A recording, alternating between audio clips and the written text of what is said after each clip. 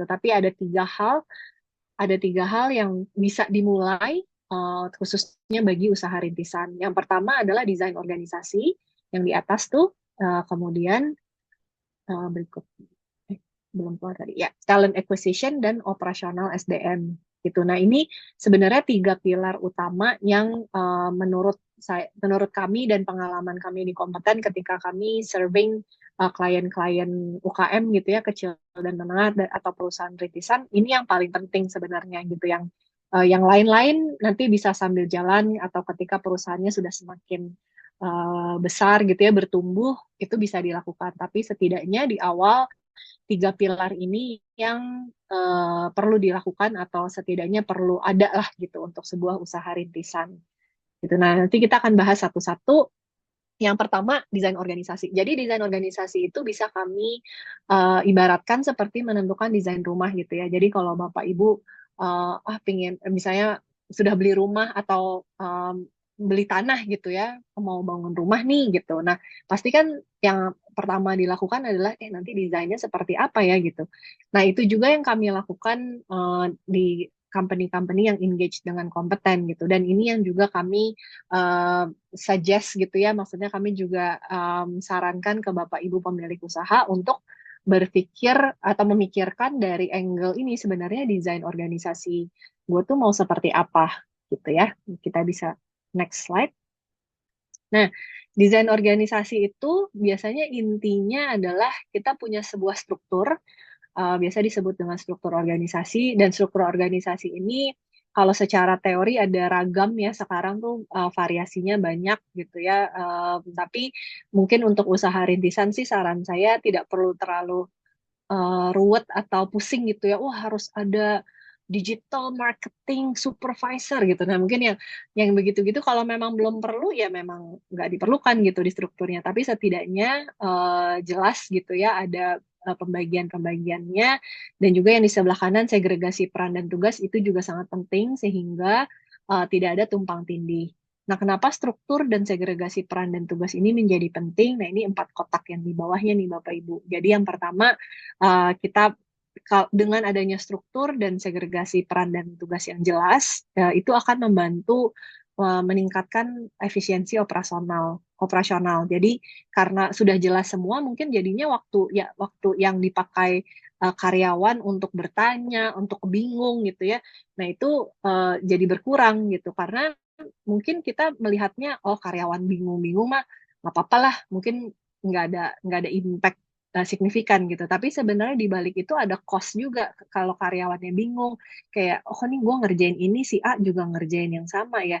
Ini gue reportnya ke siapa ya? Nah, kebingungan-kebingungan itu kalau berlangsung secara berkepanjangan, itu juga akan jadi cost yang membebankan perusahaan juga gitu. Karena seharusnya waktu yang bisa dipakai untuk lebih produktif, jadinya malah dipakai untuk bingung gitu ya. Kemudian yang kedua membentuk budaya. Nah, ini yang tadi saya juga mention, mencegah kebingungan dan budaya saling menyalahkan gitu ya. Jadi nggak saling pointing fingers gitu kayak lu sih ya kan gue pikir udah dikerjain tuh sama si Budi misalnya gitu. Tapi ternyata si Budi juga nggak ngerjain. Nah, yang kayak kayak gitu juga seharusnya dengan struktur dan pembagian peran dan tugas yang jelas itu bisa mencegah uh, kebingungan dan budaya saling menyalahkan. Kemudian dengan adanya struktur organisasi dan peran juga bisa akhirnya membantu proses-proses SDM yang lain itu menjadi lebih efektif. Jadi kita bisa merekrut dengan lebih on point gitu ya, lebih akurat. Berarti dari struktur yang sudah ada uh, titik mana sih yang belum ada orangnya nih yang harus kita rekrut gitu. Nah, itu nanti udah tergambar dengan jelas sehingga kita rekrutmennya pun bisa lebih akurat. Kemudian penilaian kinerja, pengembangan karyawan itu juga sudah lebih jelas. Kemudian kalau perusahaan atau sebuah bisnis ingin berkembang gitu ya, atau tentunya dari menjalani bisnis itu kan akan banyak situasi dan kondisi yang mengharuskan sebuah bisnis atau perusahaan itu berubah gitu ya, atau lebih adaptif. Nah, dengan adanya struktur ini dan pembagian peran, ini akan membantu sebuah perusahaan bisa lebih adaptif gitu. Jadi bisa menentukan, oh kalau sekarang ada divisi offline, berarti nanti harus ada divisi online karena saya mau mengembangin bisnis saya jadi online. atau jadi digital gitu ya, penjualan digital gitu. Nah, itu yang hal-hal seperti itu yang bisa membantu company untuk menjadi lebih scalable gitu. Nextnya. Oh ya, Bapak Ibu kalau ada pertanyaan silahkan boleh ditulis di chat atau nanti disimpan untuk di akhir Q&A gitu ya, di sesi Q&A dan sekedar mengingatkan nanti untuk 2 atau 3 pertanyaan pertama ya lah ya, atau pertanyaan Eh, terbaik. 3. Jadi ya Bapak Ibu nanti Mm-mm. silahkan dipersiapkan mungkin pertanyaannya untuk 3 pertanyaan terbaik. Nanti kami dari kompeten mempersiapkan free consultation untuk Bapak dan Ibu sekalian. Jadi nanti Mm-mm. silahkan dikumpulkan dulu pertanyaannya atau boleh langsung ditaruh di kolom chat aja. Ya, gitu. Kalaupun belum punya bisnis tapi pingin konsultasi buat skripsinya atau buat tesisnya juga boleh ya lah ya. Nanti bisa Buat ngobrol-ngobrol juga. kantornya mungkin mau curhat-curhat sedikit gitu kan, Oh ya, bisa. benar-benar bisa juga. Nah, ini prinsip dasar desain organisasi yang menurut kami ini praktikal dan apa ya lebih pas untuk perusahaan rintisan atau perusahaan baru adalah yang pertama harus pastikan bahwa desain organisasi Bapak Ibu itu sesuai dengan kebutuhan dan arahan bisnis gitu. Jadi ya mungkin kan sekarang kita selalu ngelihatnya company-company besar gitu ya kayak ya mungkin eh, yang sudah very established gitu ya kayak ya Unilever atau mungkin Goto atau Shopee yang wah udah the big names gitu ya. Nah, itu kan udah beda tuh ya maksudnya kebutuhan scale bisnisnya saja sudah berbeda. Jadi ya tidak bisa disamakan strukturnya mereka dengan struktur perusahaan rintisan. Yang kedua, yang penting juga tidak perlu kompleks atau keren-kerenan. Nah, ini yang tadi saya contohkan. Jadi mungkin ya tergantung Bapak Ibu bisnisnya tuh apa gitu. Kalau misalnya bisnisnya ya distribusi nih Bapak Ibu jualan snack gitu ya, resell snack. Dan ternyata lumayan nih penjualannya gitu. Nah, dengan bisnis seperti itu sebenarnya apa sih tim-tim yang diperlukan gitu ya? Fungsi-fungsi apa yang diperlukan? Jadi nggak semata-mata, oh aku benchmark ke company yang lebih besar dan mau plek-plekan niru gitu ya. Nah itu nggak perlu sih, karena yang penting adalah sesuai dengan kebutuhan dan arahan bisnis dan tidak perlu keren-kerenan gitu.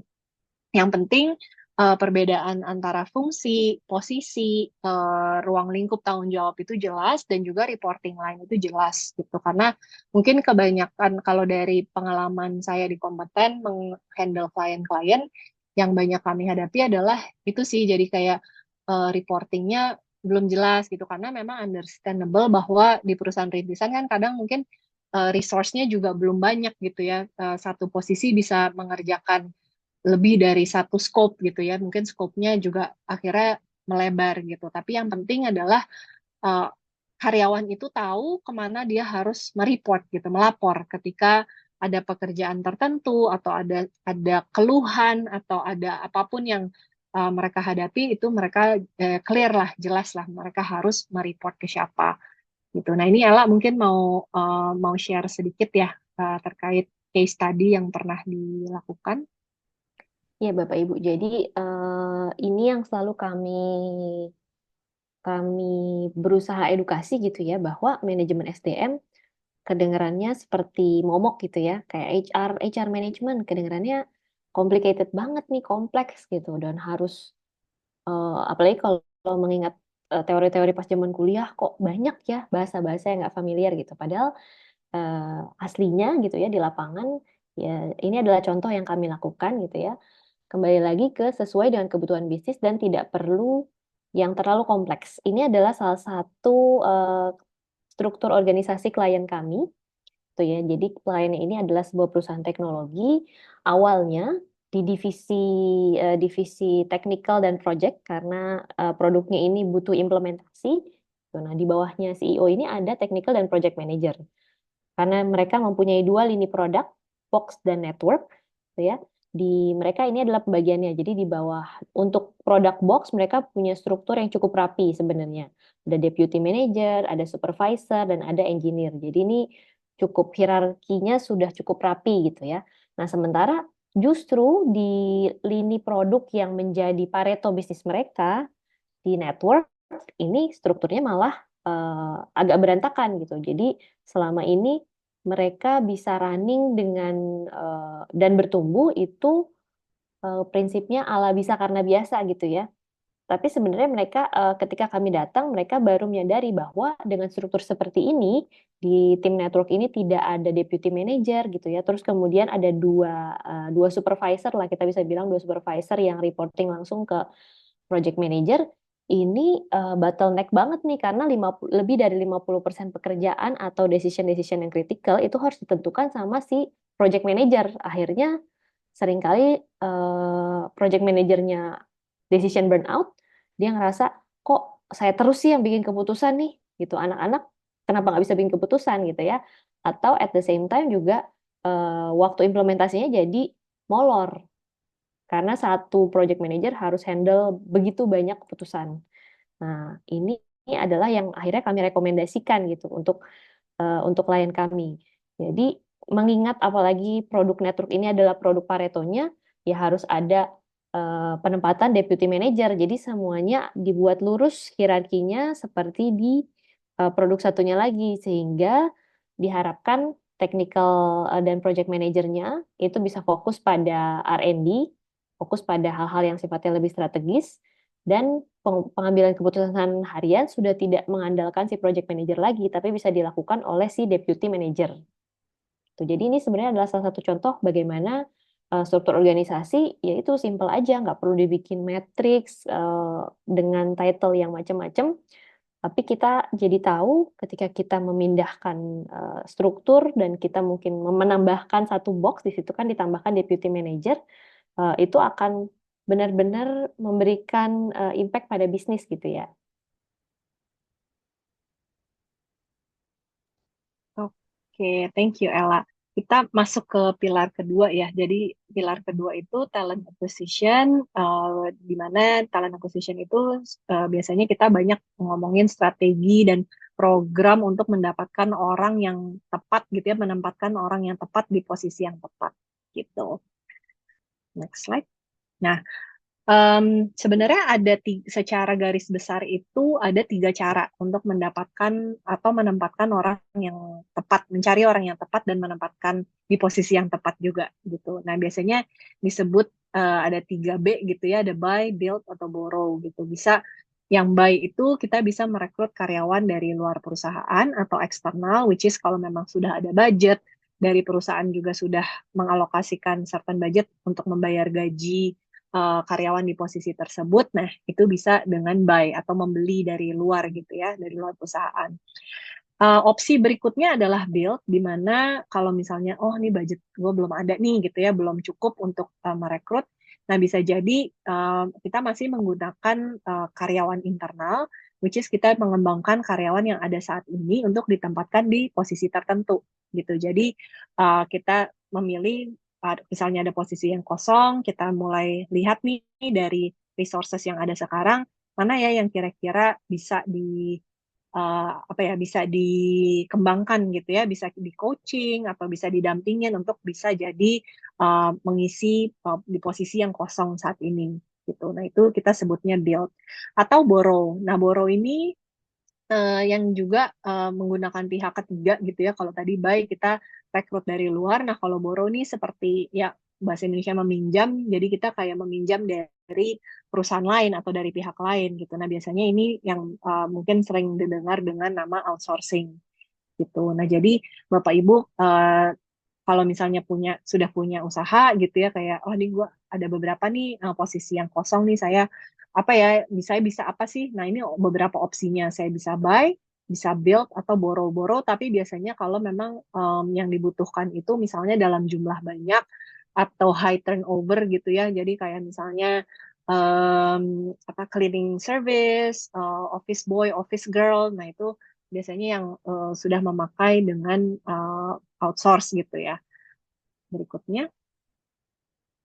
Nah, ini sedikit refresher aja untuk teman-teman gitu ya. Kalau prosesnya itu seperti apa?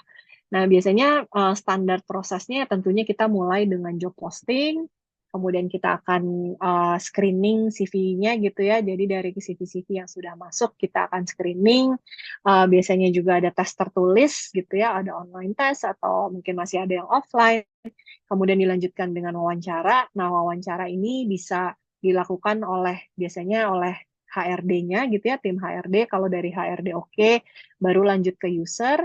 Nah, di beberapa kasus juga bisa ditambah dengan presentasi atau studi kasus gitu. Jadi ini untuk melengkapi atau menambah ya, proses seleksinya gitu ya, supaya lebih kaya juga hasilnya.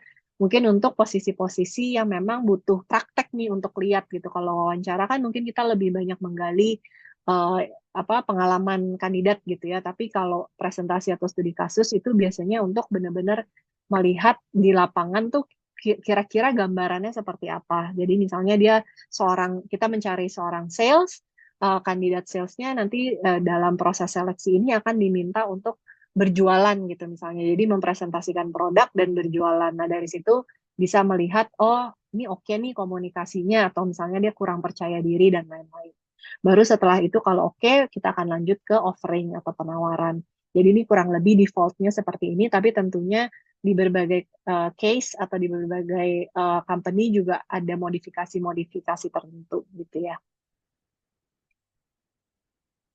Nah, ini sedikit tips and trick aja, terutama untuk Bapak Ibu yang menjalani bisnis dan juga kan pasti tentunya pernah juga nih menjalani proses seleksi gitu ya. Nah, ini beberapa tips and tricknya tentunya ketika melihat CV gitu, yang bisa dilakukan pertama adalah melihat format dan penampilan CV-nya gitu. Nah, ini simple tapi menurut saya sangat penting gitu karena CV itu kan gate pertama Bapak Ibu kenal sama calon karyawan Bapak Ibu nih. Jadi kalau misalnya CV-nya aja sudah kurang representable, nah itu biasanya sudah menjadi salah satu indikator gitu ya. Jadi misalnya CV-nya banyak typo, banyak kesalahan ketik. Nah, itu kalau buat saya itu udah lumayan warning tuh. Berarti, oh nih anak nih kayaknya kurang detail nih. Mungkin kerjanya cepet-cepet tapi nggak detail gitu. Nah itu yang akhirnya bisa menjadi indikator performance-nya dia. Gitu. Kemudian tentunya ya seperti biasa melakukan pengecekan terhadap usia, jenis kelamin, pendidikan, pengalaman kerja sesuai dengan spesifikasi yang diharapkan di posisi tersebut. Nah, itu ketika screening CV. Ketika wawancara, ini juga perlu dilakukan secara benar gitu. Karena yang saya temukan juga di klien-klien usaha rintisan, biasanya ya wawancara itu hanya sekedar wawancara tanya aja gitu ya. Kadang hanya lihat dari CV-nya, cuma diklarifikasi. Oh, ini kamu ngerjain apa di sini? Oh, kerjaan itu berapa lama gitu. Mungkin lebih mengkonfirmasi CV rather than menginterview gitu ya. Nah, ini yang mungkin bisa di-encourage untuk semua business owner dan hiring manager gitu ya, bahwa ya wawancara tentunya Bapak Ibu juga harus betul-betul paham deskripsi jabatan dari posisi yang dicari, termasuk kompetensi dan kemampuan apa sih yang harus dimiliki pemegang jabatan. Nah, yang kedua itu bisa dibantu dengan pertanyaan-pertanyaan yang menggali kompetensi atau kemampuannya kandidat gitu, dan kecocokan kandidat dengan gaya atau budaya kerja perusahaan Bapak dan Ibu. Nah, mungkin kalau nanti Bapak Ibu mau lebih tahu lebih banyak terkait cara wawancara ini di Google itu sudah sangat banyak kan behavioral based interview ya kita sebutnya. Nah, itu seperti apa contohnya itu juga bisa ditemukan di Google. Nah, di sini kita ada sedikit contoh kayaknya ya lah ya. Next slide. Oh, belum. Ya ini studi kasus dari klien kami juga gitu ya. Jadi biasanya sebelum sebelum kami masuk biasanya interviewnya itu ya dilakukan yang tadi saya sampaikan gitu, tidak terstruktur. Terus juga mungkin pemilihan pemilihan kandidatnya juga lebih subjektif gitu ya, tidak berdasarkan parameter tertentu gitu. Nah, yang kami bantu adalah kami bantu simple aja dengan membuat sebuah panduan gitu, panduan apa sih sebenarnya, nah ini kalau Bapak Ibu lihat parameternya apa aja sih yang harus ditanya, mulai dari pengetahuan mengenai industri, motivasi, kemampuan komunikasi, kepemimpinan, kemudian kalau mau tahu tentang kepemimpinan, apa sih pertanyaan-pertanyaannya, nah itu sudah dijabarkan juga. Dan ada sistem penilaian untuk mencegah subjektivitas. Nah dari hal sederhana ini saja, sebenarnya ini sudah sangat membantu Bapak Ibu. Jadi interview itu bisa berjalan lebih terstruktur, dan yang paling penting adalah bisa menemukan orang yang benar-benar tepat. Jadi nggak cuman kayak, oh kayaknya orang ini oke ya, kayaknya gitu. Maksudnya kita melimit atau mengurangi kayaknya itu. Jadi kita bisa lebih pede, lebih percaya diri ketika hire seseorang menjadi karyawan kita gitu. Nah, mungkin Ella mau nambahin di sini lah.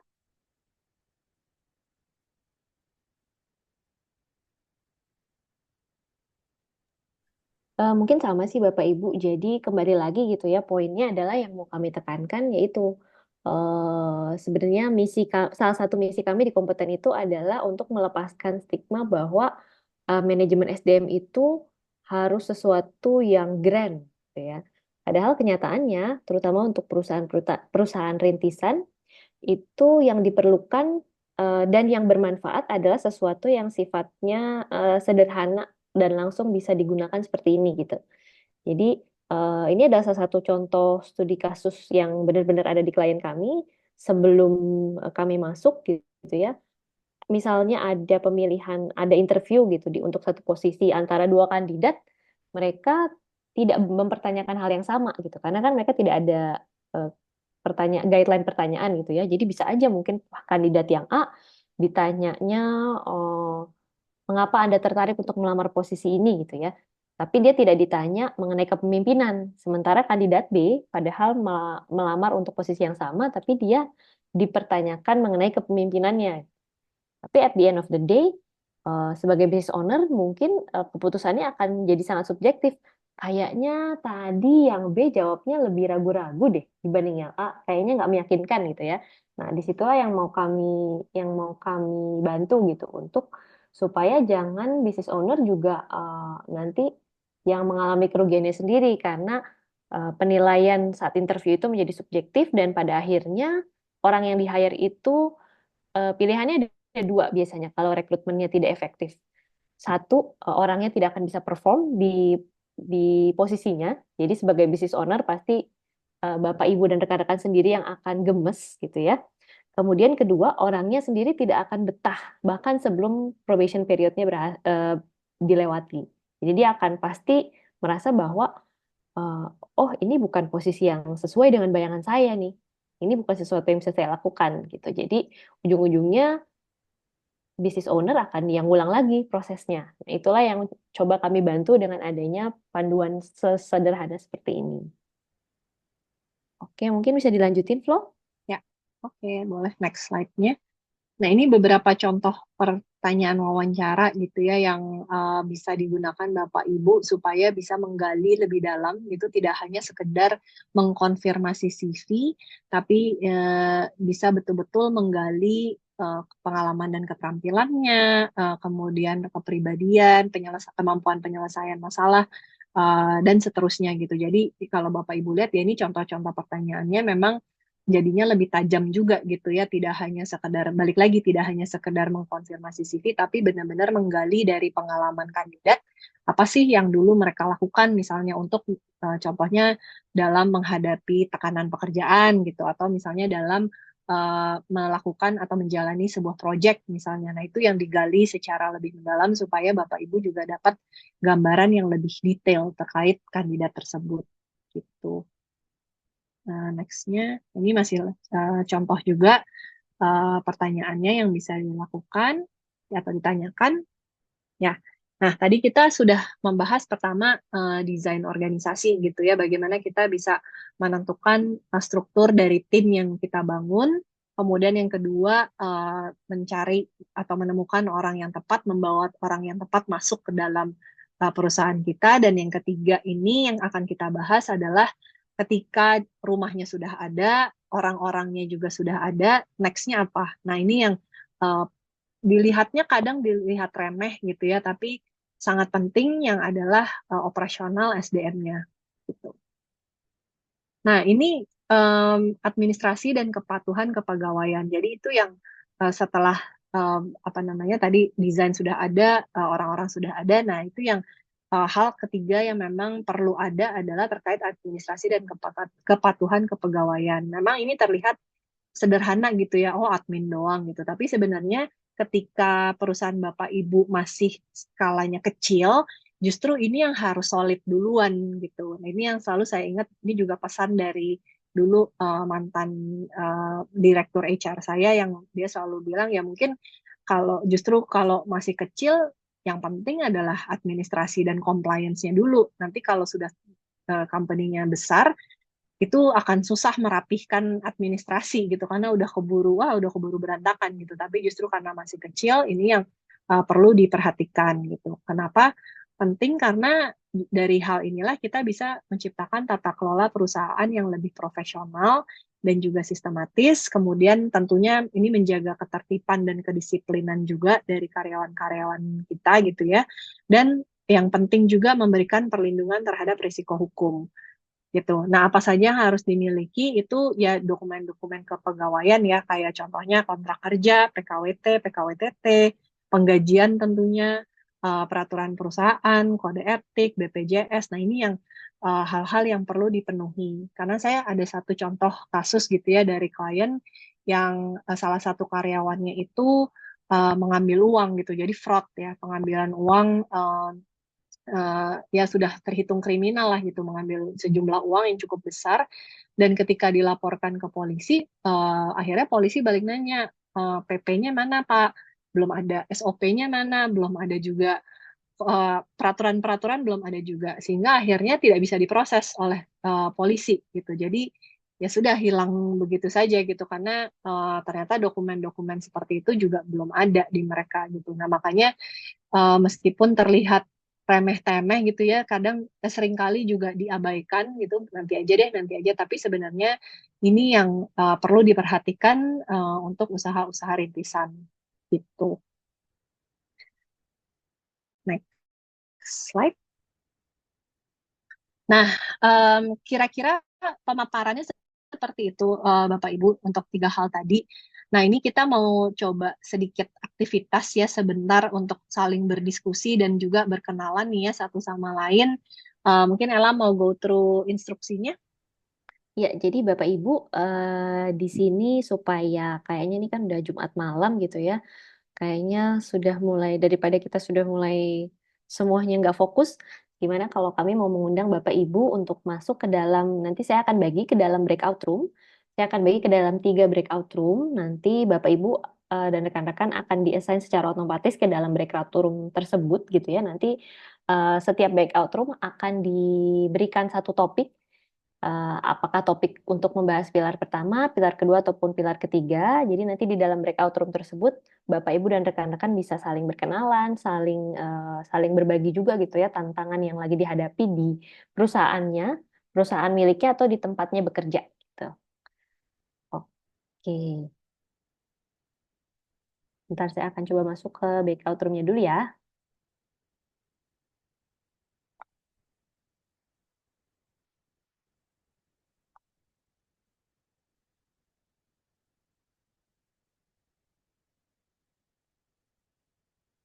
Oke, Bapak Ibu, silahkan masuk ke breakout roomnya masing-masing.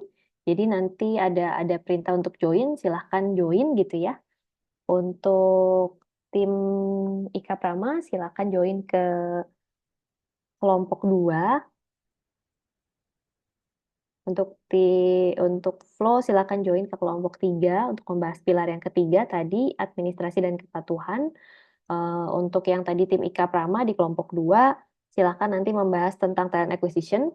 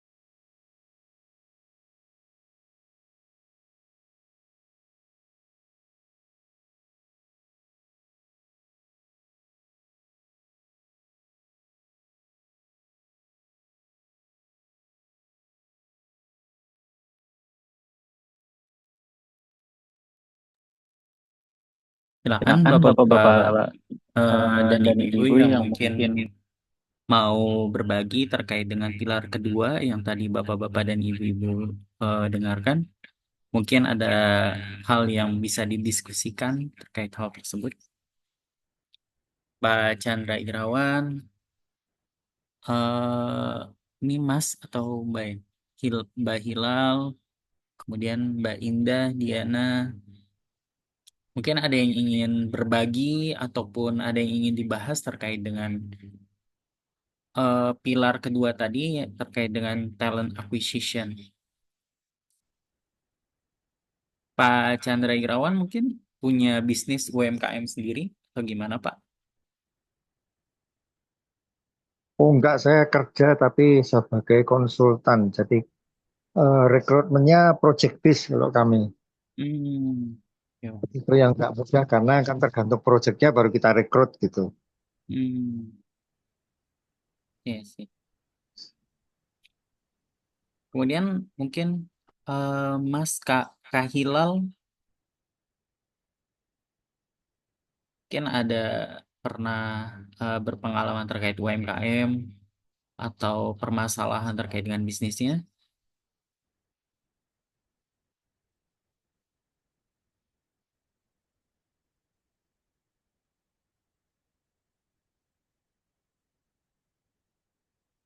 Oke, baik. Mbak Diana nih, gimana Mbak Diana?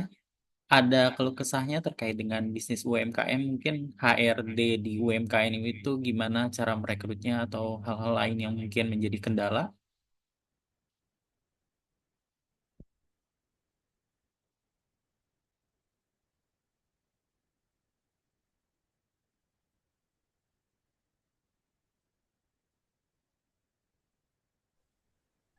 Halo, salam Halo, kenal semuanya. selamat malam. Ya, kalau kebetulan saya generasi kedua saat ini, Hmm, cuma memang kendalanya ada penurunan sih ya sebenarnya dari skala perusahaan. Jadi memang tantangannya karena saat ini yang bertahan itu kan orang-orang lama lah ibaratnya. Nah, sedangkan kita kan ada pembaharuan lah ya secara teknologi, secara market segala macam. Jadi itu sih yang bagaimana menjembatani supaya tetap sustain gitu. hmm, itu mungkin yang saat ini sedang dihadapi ya, Mbak.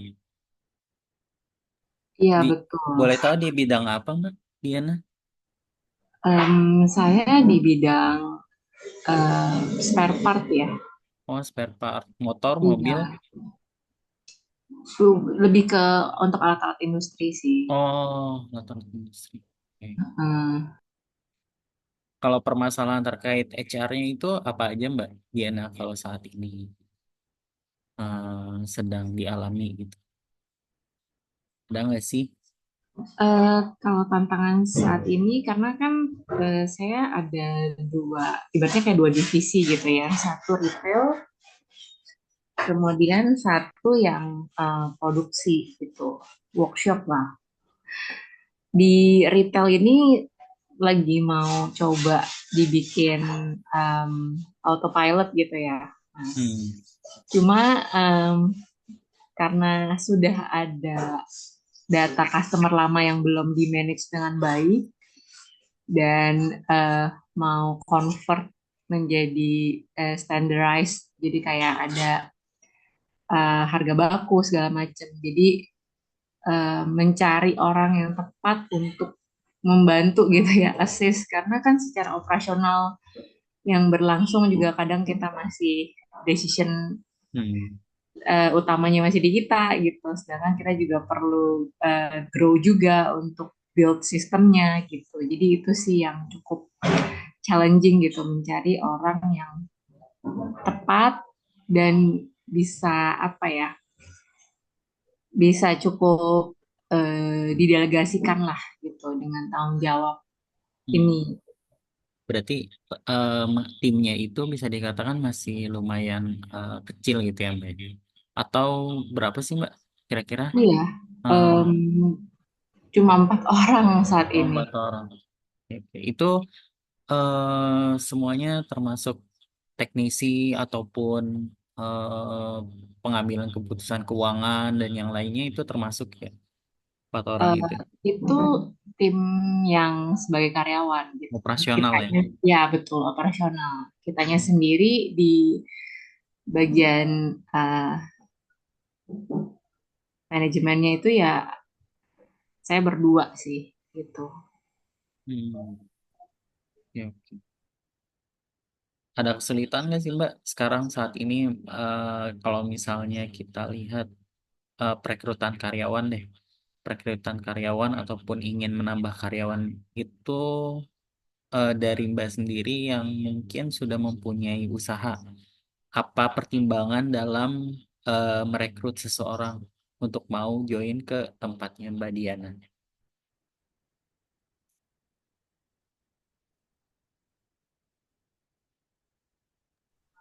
Ya jujur aja ini karena masih konvensional usahanya dan cara perekrutannya juga sesederhana kayak Hmm. misalnya pegawai lama nih ada kenalan nggak yang Oh, kerja gitu. Jadi makanya mouth to mouth ya. iya, ini sebenarnya jadi salah satu, menurut saya sih ini ke depannya mungkin bisa jadi salah satu uh, kemungkinan sebuah isu gitu, karena kan sistem perekrutannya bukan berdasarkan memang profesionalitas, Hmm. kapabilitasnya gitu. Walaupun memang mungkin secara kapasitas mumpuni dan bisa dibuild ya gitu. Itu kan butuh butuh waktu lagi gitu dan juga mungkin akan ada hal-hal internal atau secara personal yang bisa jadi pengaruh karena sistemnya kenalan gitu. Itu sih yang kendalanya. Ya. Karena kalau misalnya mouth to mouth itu sebenarnya lebih tahu ya dia itu orangnya gimana. Mungkin sebelumnya bekerja sama teman atau pernah bekerja dengan kualitas yang lebih baik gitu ya. Oke sih. Iya, lebih kayak mungkin ibaratnya nih kalau ada apa-apa ada yang bisa kita pegang. Hmm. Mindsetnya dari senior saya, No saya gitu. seperti itu gitu. Jadi dan mungkin lebih cepat waktu itu kan kebetulan ada karyawan yang sudah tidak bisa bekerja sama lagi, akhirnya ada posisi yang kosong, jadi ya udah gitu ketika ada yang available diajaklah gitu jadi bagian kita. Berarti ini udah sustain berapa lama ya usaha dari spare part ini? Kalau usahanya sendiri udah sekitar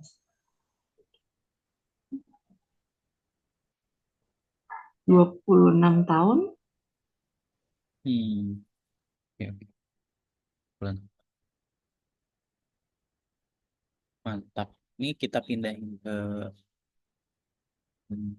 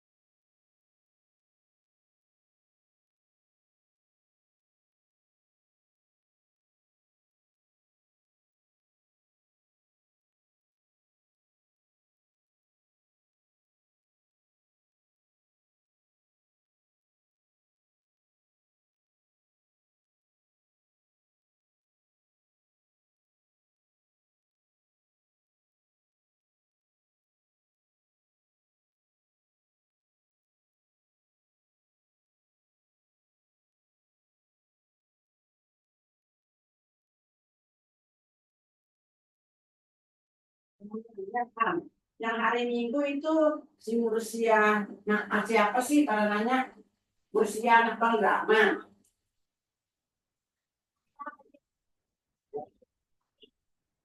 Saliman. Kemarin tuh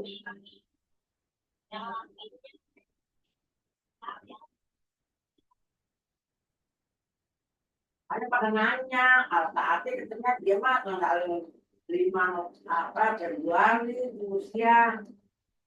Oh, jadi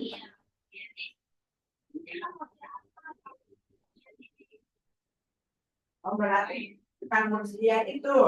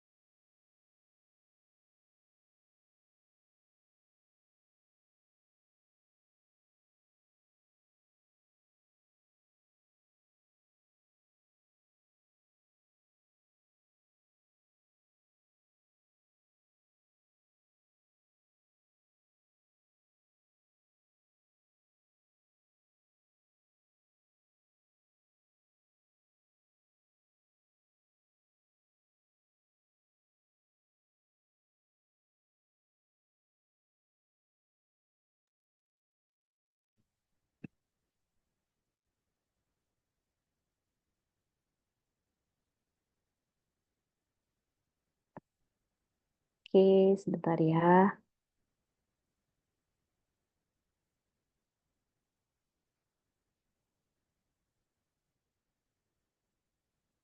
Ini sepertinya nanggung nih, di grup satunya lagi masih closing.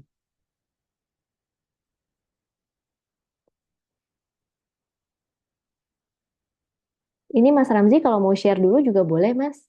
Mumpung grup lain belum ada nih.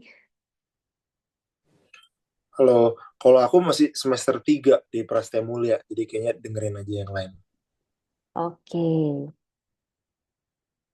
Kok ini ada yang semester 3 ikut early sekali nih. Oke, halo, selamat kembali ke ruang utama Bapak Ibu rekan-rekan sekalian. Ini kayaknya diskusinya hangat banget nih. Hangat atau lebih ke Hangat-hangat. panas ya? Alot. Hangat / curhat. Ini berarti udah semua kah ya? Sudah harusnya sih Mbak, udah keluar semua kok. Kalau yang dari ini udah nggak ada di breakout room, udah nggak ada sih. Udah semua. Udah ada ya? Udah. Oke, oke. Ya jadi Bapak Ibu tadi sesuai instruksinya, jadi nanti jadi tadi dari hasil diskusi yang ada di grup kita mungkin akan bahas ke ruang utama ini gitu ya, topik-topik yang atau tema-tema diskusi yang paling menarik gitu nih kayaknya yang tadi bisa dibahas. Mungkin dari grupnya Flow dulu tadi ada yang menarik apa Flow yang bisa di-share?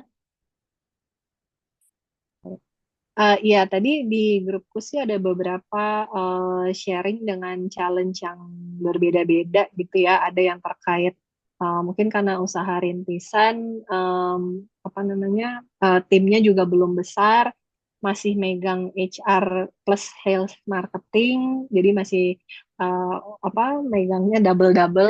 Betul, betul. Dan ada challenge generation gap juga. Kemudian tadi ada juga yang terkait project ya. Jadi timnya sebenarnya lebih ke project base. Jadi setiap dapat project ya harus bikin tim gitu kan. Nah itu lebih lebih ke challenge-nya nyari resources-nya. Sama yang terakhir Budiannya itu mungkin tadi kayaknya udah sempat join grup yang sebelumnya juga. Grup yang lain juga lebih terkait mau implementasi sistem sih. Jadi itu yang mungkin nanti akan merombak strukturnya juga gitu kan karena ya bisa jadi ada fungsi-fungsi yang entah skopnya jadi lebih kecil atau berubah gitu. Nah, itu yang bisa jadi challenge juga gitu sih. Atau mau ada yang diminta sharing langsung atau gimana? Bapak Ibu silakan kalau ada yang mau share langsung atau menambahkan mungkin.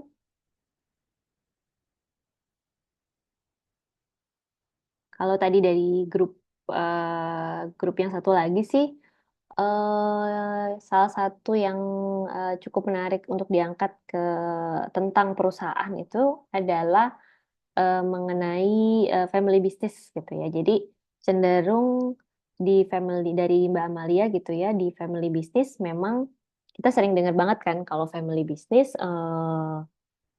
itu memang sebuah tantangan sendiri untuk bisa bertransformasi menjadi bisnis yang professionally run gitu ya. Nah, di sini strukturnya sudah baik, tapi memang untuk posisi-posisi leadership atau manajemen senior itu masih diisi berdasarkan kalau kita bilangnya urut kacang. Tuh, jadi sistemnya masih senioritas gitu ya, padahal jadi justru bukannya berdasarkan kompetensi tapi berdasarkan senioritas. Akibatnya memang ya tadi jadinya bisnisnya beberapa tim mau maju ya tim tentu saja yang kalau kalau senior manajemen di tim tersebut senior manajemennya tidak memiliki kompetensinya ya nggak bisa maju dengan cepat gitu ya. Solusinya memang agak kompleks gitu, nggak langsung ada satu jawaban yang bisa mengatasi gitu ya.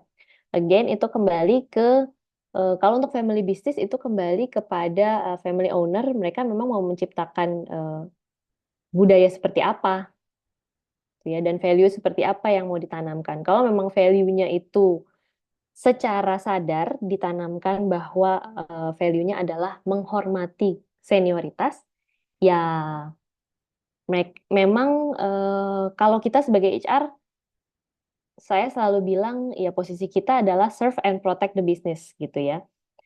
Protect the business, kita harus menyadarkan si si family owner bahwa dengan value yang seperti ini secara sadar diterapkan, maka impact-nya adalah ABCD gitu ya. Tapi ketika memang family owner-nya itu juga sudah aware dan sudah menerima, ya nggak apa-apa. Kita kembali kepada role kita untuk serve the business. Ya nggak apa-apa kalau memang begitu. eh, Pemilihan senior management itu tidak berdasarkan kompetensi, tidak apa-apa, tapi berarti next time mungkin jadinya impact-nya tim yang di bawah-bawahnya nih, ketika nanti ada rekrutmen baru ya, mungkin jadinya bisa mencari tim yang skill-nya itu complementary. Bosnya tidak punya skill untuk A gitu ya, anak buahnya at least punya skill A. Dan kita untuk part-part yang tidak hard skill juga kita harus pertimbangkan. Oke, karena ini family business yang value-nya memang masih seperti itu, value-nya kekeluargaan, menghargai senioritas, ya berarti kita juga mencari tipe-tipe kandidat yang seperti itu gitu ya. Kita bisa cari dengan let's say demografi CV-nya itu mungkin ya yang usianya nggak yang terlalu muda gitu kan, supaya gap generasinya tidak terlalu jauh, atau kalaupun yang muda gitu ya kita bisa gali gitu motivasinya sebenarnya apa sih gitu Mbak Amalia. Terus kemudian kalau tadi dari Mas Kenny itu isunya lebih ke banyak fraud ya Mas, karena implementasi di lapangan itu banyak sekali ketergantungan dengan pihak ketiga, betul gak sih tadi? Mas Kenny mungkin boleh diceritain lagi tuh Mas, yang Sorry. kontraktor itu ya. Iya, iya. Jadi singkat ceritanya adalah jadi banyaknya kita itu susahnya mengelola integritas ya di karyawan, bahwa karena kita ini pihak yang diandalkan untuk menyupervisi suatu proyek gitu ya. Jadi yang kita butuhkan adalah integritasnya sebenarnya. Jadi sehingga kontraktor itu kalau mau main curang atau pihak ketiga mau main curang itu nggak perlu. Nah, itu bisa kita batasin lah gitu. Nah, cuman seringkali kejadian di lapangan memang akan ada goda-godaan ya. Kayak contoh kontraktor telat atau barang material telat nyampe. But in the end proyeknya tetap seolah-olah smooth gitu ya. Ternyata ada kong kali kong gitu ya di belakangnya gitu. Case-nya kayak gitu kira-kira. Kalau so far berarti dari Mas Kenny biasanya menyiasati hal yang sudah dilakukan untuk menyiasati hal tersebut apa aja nih?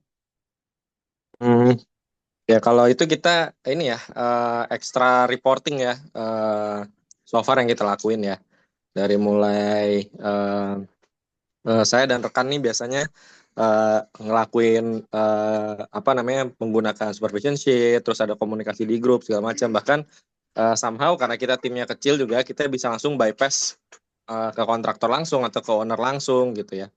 But itu suatu hari akan menjadi hambatan ya saat tim kita mulai membesar ya. Gitu Betul, kan. karena kan itu Kita masih nggak bisa manual gitu kelola. ya.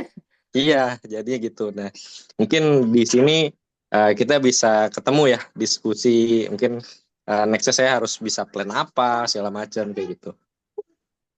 Kalau dari Mas Kenny, so far yang pernah menemukan pola nggak sih Mas di si fraud itu terjadinya di posisi tertentu aja kah? Ya, di posisi saat sudah mulai supervisi aja gitu. Oke, dan itu posisi as in jabatan gitu? Project manajemennya lah jadinya. Oke, berarti itu adalah tim yang bisa dibilang berada di tengah-tengah ya antara timnya Mas Kenny, kontraktor dan owner ya. Iya, betul, betul.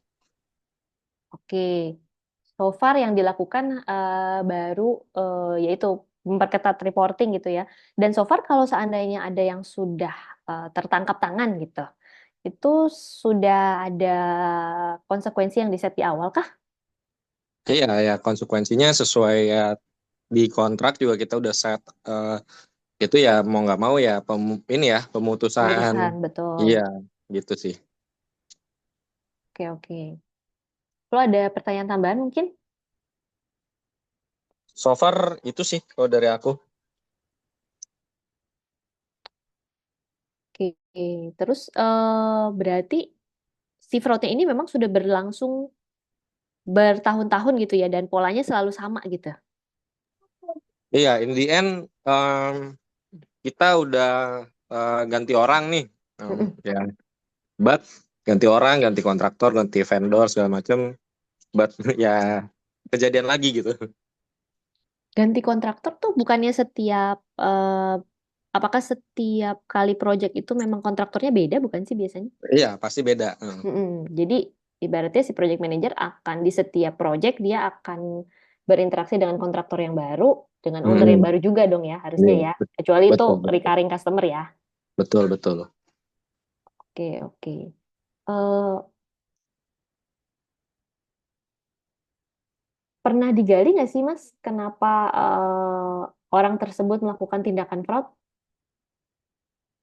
Ini soalnya So, sebenarnya bisa ya kalau kita ngomongin motivasi gitu ya bisa berbagai macam gitu. Jadinya bisa berasal dari misalnya gitu ya kita bisa bilang motivasinya finansial. Kita bisa kalau kami selalu bilang dalam mengatasi fraud kita memang tidak bisa kita memang tidak bisa mencegah orang berbuat jahat 100% gitu ya, tapi kita bisa memitigasi resikonya terhadap bisnis. Itu yang penting dilakukan oleh business owner gitu ya. Orang mau jahat ya itu sebenarnya urusan dia gitu, tapi kita harus punya mitigasinya. Nah, untuk hal fraud yang berhubungan dengan ibaratnya suap menyuap gitu ya, itu biasanya motivasinya ada dua. Motivasinya itu kalau memang finansial, berarti mungkin kita bisa cek juga nih ya, apakah let's say kita dibandingkan dengan eh, kita dibandingkan dengan perusahaan sejenis, apakah secara salary itu sudah kompetitif? Bisa jadi mungkin gitu ya. Ini kita karena kan banyak sekali nih faktornya. Bisa jadi kalau memang faktor itu yang terjadi ya berarti competitiveness kita yang harus dinaikkan. Oh, berarti memang eh, kalau kalau pegawai tersebut gitu ya membandingkan diri dengan rekan-rekan di perusahaan sejenis, dia mengharapkan dengan kinerja dia yang sekarang dia dapat senilai itu, sementara mungkin di tempat yang sekarang enggak gitu ya. Atau kalau bukan motif finansial ya memang at some point untuk kasus fraud kita tidak bisa 100% yaitu lagi kita tidak bisa 100% mencegah, tapi mitigasinya di awal itu biasanya kalau si si project manager dengan kontraktornya itu ada kong kali kong, itu biasanya dilakukan di tahap yang mana sih, Pak? Oke, kalau tahap sih lebih ke arah ini aja ya. Kan pada saat, jadi singkat cerita, perencanaan itu udah selesai, terus proyeknya dibangun kan, proses pembangunan lah ya. Gitu, nah saat pada proses pembangunan pasti kan kita nemuin masalah ya. Entah tiba-tiba Jakarta banjir, pasti material banyak yang telat ya kan.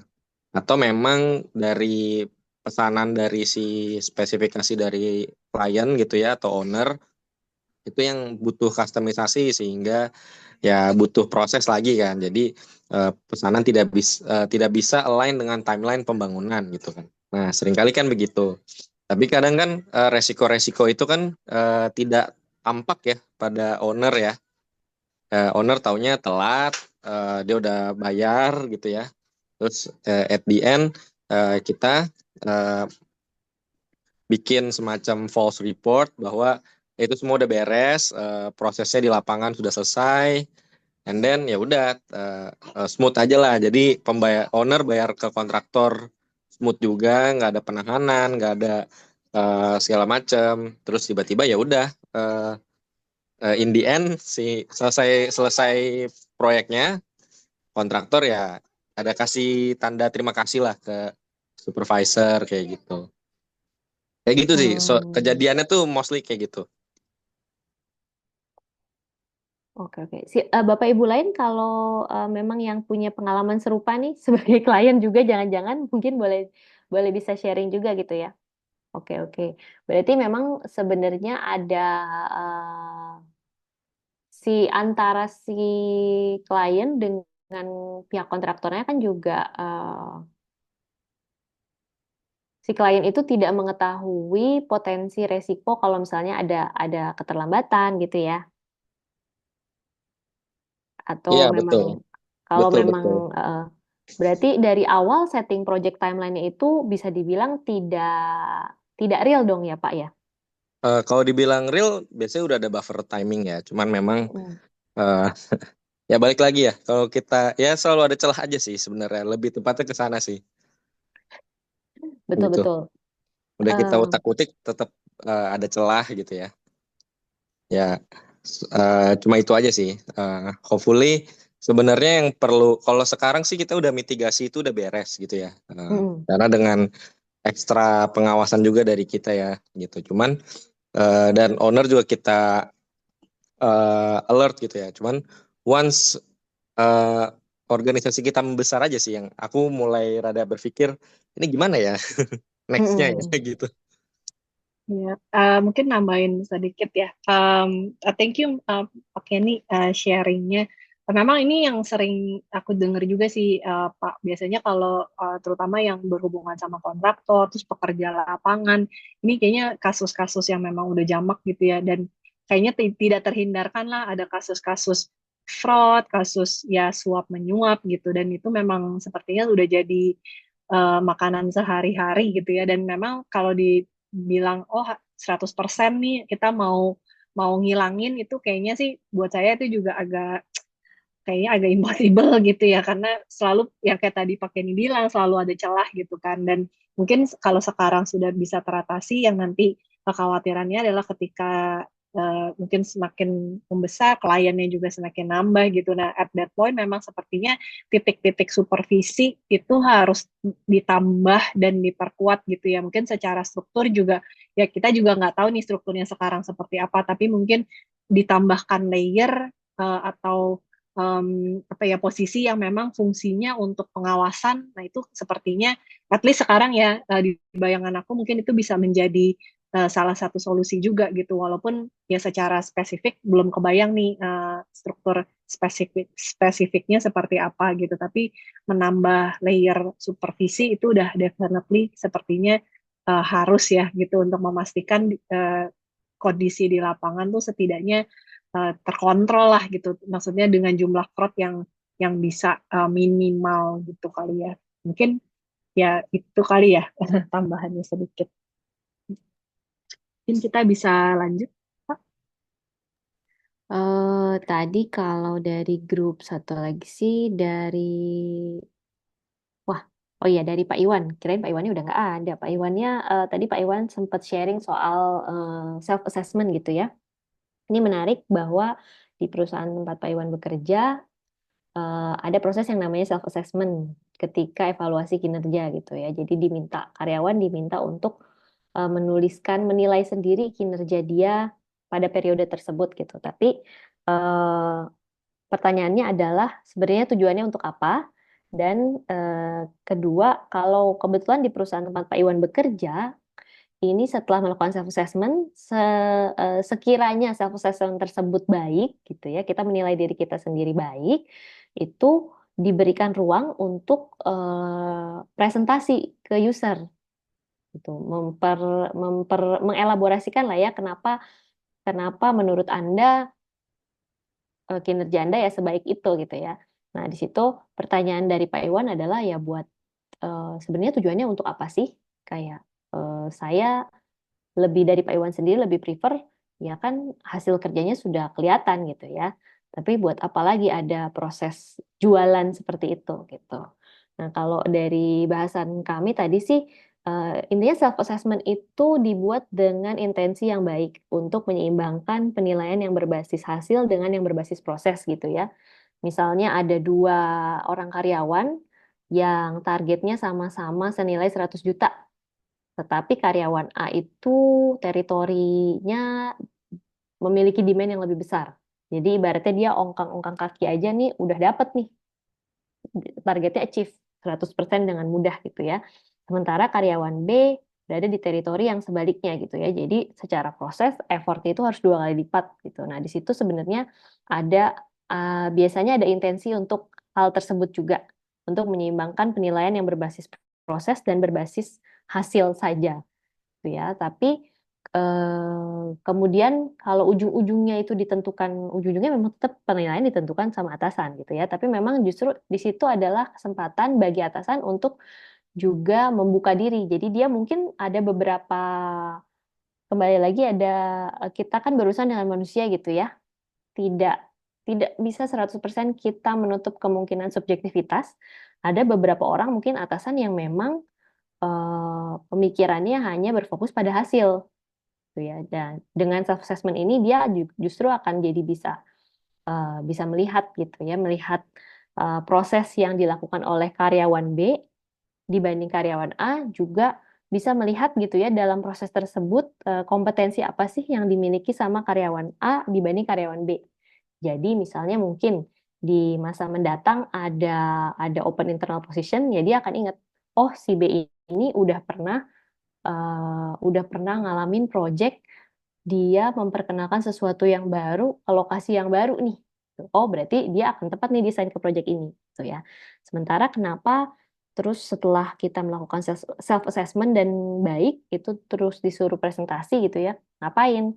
Nah, itu kembali lagi ke budaya perusahaannya gitu ya. Memang justru budaya dan value perusahaannya mungkin ingin membiasakan pada karyawannya untuk percaya diri pada hasil karyanya masing-masing, dan justru itu adalah media wadah yang dibuat oleh perusahaan untuk memfasilitasi supaya ya good performer dapat panggungnya, supaya tidak lagi terjadi seperti yang tadi di family business gitu ya, justru yang dapat panggungnya adalah yang senior-senior aja terlepas dari kompetensinya gitu. Jadi mungkin kalau sebagai karyawan ya itu dikembalikan ke value pribadi masing-masing.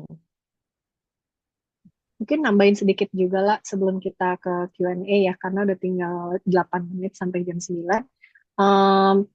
Selain yang tadi Ella jelaskan juga, menurut saya self assessment itu juga untuk karyawan itu belajar take accountability juga sih, Bapak dan Ibu, karena kita mau kan setiap karyawan itu bertanggung jawab dan akuntabel terhadap apa yang dia kerjakan dan dia lakukan gitu kan. Nah, jadi self assessment itu kan biasanya dia diminta untuk menjelaskan apa yang sudah dilakukan, achievementnya apa, shortcomings-nya atau yang belum dikerjakan apa. Nah, itu yang sebenarnya kalau saya melihat dari angle yang lain juga untuk melatih setiap karyawan itu become accountable terhadap apa yang dia kerjakan sih gitu. Jadi mungkin nggak melempar ke ya soalnya saya nggak jelas nih ininya instruksinya, directionnya karena si ini nggak bantuin saya gitu. Tapi lebih ke ya apa sih yang sebenarnya saya sudah lakukan dan apa yang bisa saya lakukan lebih baik gitu misalnya. Nah, yang sudah baik juga apa gitu. Nah, itu sih saya rasa menambahkan sedikit terkait itu sih accountability. Itu aja. Oke, seperti itu sih kalau dari grup yang tadi itu adalah semua yang dibahas. Sekarang sebenarnya agenda kita adalah langsung Q&A Bapak Ibu.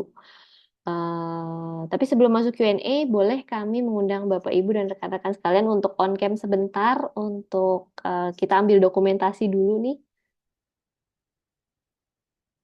Ini wajah-wajah pejuang TGIF. Silakan Bapak Ibu, boleh Silakan Bapak Ibu, boleh di on cam dulu mungkin. sebentar ya.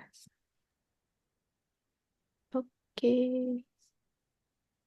Ini masih kayaknya yang ibu-ibu mungkin mau make upan dulu. Boleh, silahkan. Boleh berarti. Mau dari siapa? Dari Rashid? Dari Atau Oke, boleh. Oh, ya silakan. udah. Oh, Siap? oke, siap. Oke, 1, 2, 3. Oke. Oke, terima kasih Bapak Ibu dan rekan-rekan sekalian. Sekarang kita sudah memasuki sesi open Q&A aja nih. Jadi silahkan, mungkin tadi ada pertanyaan yang belum tercover atau jadi ada yang mau bertanya karena mendengar cerita yang lain. Mau open mic boleh, mau di chat juga boleh, silahkan.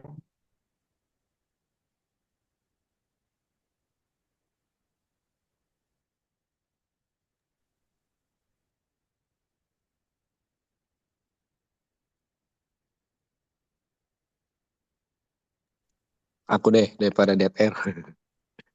Ya, jadi gimana caranya kita bisa apa ya, kayak protes ke atasan yang mungkin nilai kita tuh subjektif banget gitu. Padahal secara hasil udah eh, kita tuh udah secara hasil output ya, secara angka ada gitu. Paling itu aja sih pengalaman pribadi aja ini.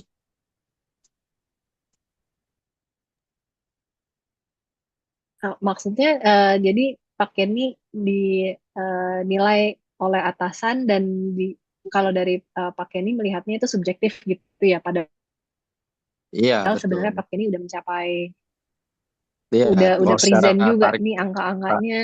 Saya, betul target achieve, eh day to day, Hmm, daily juga eh eh, kalau dibilang achieve daily secara daily ya eh, going well lah ya gitu. hmm, hmm. Gitu Kemudian sih. feedback yang disampaikan lebih ke apa tuh Pak Kenny?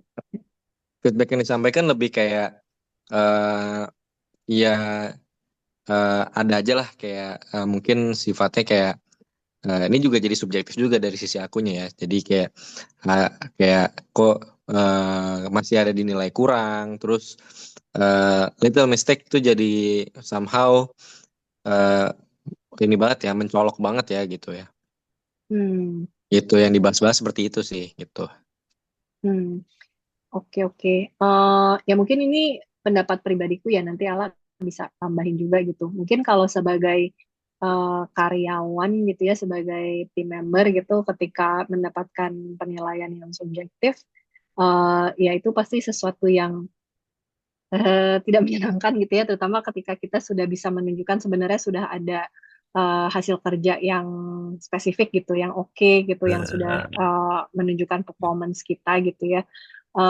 Tapi mungkin salah satu cara yang bisa ditambahin nih ketika misalnya data aja nggak cukup karena ya secara natural memang kayaknya manusia cenderung subjektif gitu kan. Maksudnya ada like and dislike juga gitu. Kalau misalnya udah nggak suka nanti pengaruh ke penilaian yang gitu-gitu pasti tidak terhindarkan mungkin ada Aduh, aja gitu kan. Tapi mungkin yang bisa aku kepikiran sekarang adalah misal selain data-data pencapaian itu mungkin bisa juga minta feedback dari rekan-rekannya Pak Kenny atau juga mungkin kan biasa ada direct atasan yang direct tapi ada juga atasan yang nggak direct gitu kan. Nah, mungkin tapi tahu nih mungkin ke-expose lah dengan pekerjaannya, dengan performance-nya Pak Kenny gitu. Nah, mungkin feedback-feedback itu bisa menjadi salah satu data juga tuh. Jadi selain kayak numbers gitu ya, tapi ini kok saya udah dapat feedback dari rekan saya begini, dari atasan yang itu begini gitu. Nah, itu mungkin bisa jadi sebuah tambahan data juga sih yang semoga bisa.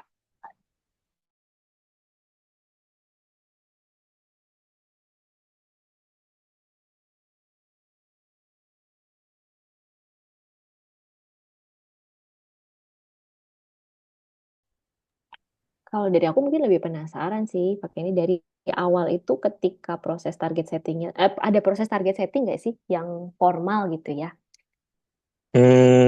Kayak setting KPI gitu ya. Mm-mm.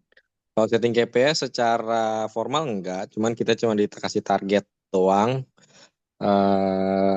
which is numbers ya, angka. Mm-mm. Dan sejumlah kayak ya total sales deals lah ya jatuhnya gitu ya. Nah, tapi ya eh, ya udah cuma itu aja gitu. But in the end ternyata eh, analisanya ternyata lebih dari itu ya gitu. Setelah jalan setahun ternyata analisanya lebih dari itu. Ya ya ya aku merasa subjektif ya karena tidak pernah di highlight mengenai proses-proses lainnya gitu. Hmm. Tapi ketika Pak Kenny dapat penilaian subjektif itu, apakah lantas itu mempengaruhi output dari penilaian? Misalnya gitu ya, biasanya kan penilaian itu terkait dengan insentif, insentif atau reward gitu ya. Apakah itu lantas mempengaruhi juga? Hmm, lebih parah lagi, bukan insentif, layoffing Oh, oke. gitu. Gitu. Sebenarnya Begitu ya sih. kalau kalau dari saya sih ya sebenarnya sama sih dengan flow standpoint-nya gitu ya. Yang bisa kita lakukan sebagai karyawan ya memang itu gitu ya. Tapi baik lagi mungkin ini adalah studi kasus yang cukup sering kita temui juga sih di lapangan gitu ya. Di perusahaan terutama yang rintisan itu proses setting targetnya itu juga nggak bener. Ibaratnya kalau inputnya aja udah nggak bener, outputnya ya nggak usah ditanya deh gitu. Nah mungkin di situ sebenarnya harusnya yang dibenerin kalau kita bisa mengubah semuanya gitu ya Pak ya. Kalau kita bisa mengubahnya mungkin secara ideal ya yang dirubah adalah proses setting target di awalnya. Setting target di awalnya itu mungkin tidak cukup satu dimensi aja, satu dimensi angka sales deals, gitu ya. Mungkin sebenarnya yang di-expect adalah ada dimensi lain selain sales deals gitu. Makanya biasanya kalau di perusahaan yang sudah lebih mapan, biasa kan KPI itu nggak cuma satu gitu ya. Ada tiga, even ada personal development goal, itu kan kadang-kadang. Jadi itu untuk langkah itu dilakukan supaya ya mengcover semua ekspektasinya. Jadi kalau di kasusnya pakai ini kayaknya sebenarnya ya itu tadi kayaknya ada ekspektasi yang belum tersampaikan, makanya kecewa gitu. Ya kalau di kasus seperti itu ya sebagai pakai ini tadi yang bisa dilakukan, cuman kalau memang ya kalau memang gagal ya berarti ya si perusahaannya sendiri kalau dia terus melakukan seperti itu, kemungkinan besar dia akan terus mengulang siklus, tidak akan pernah menemukan orang yang tepat sebenarnya. Karena mereka akan meng-hire orang dan memberikan ekspektasi yang salah, terus ujung-ujungnya bilang, kok ekspektasinya nggak ketemu nih, nggak match, ulang lagi. Jadi sebenarnya mereka sendiri akan terjebak dalam siklus yang seperti itu gitu.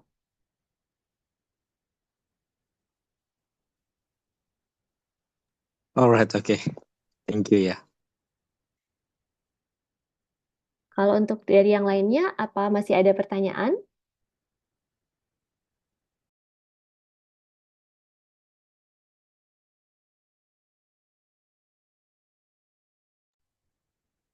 Sepertinya hawa-hawanya ini udah Jumat jam 9 gitu ya.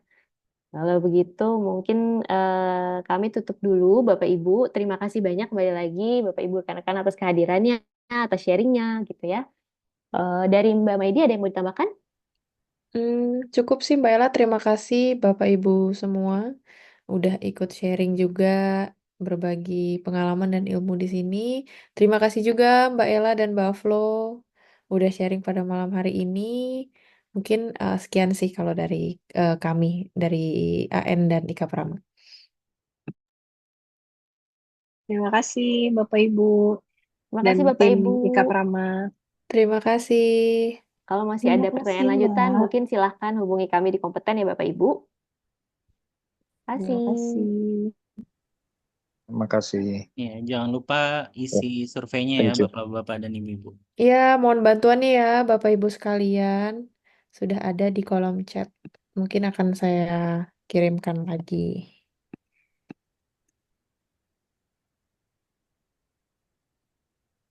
Oke, thank you. Thank you.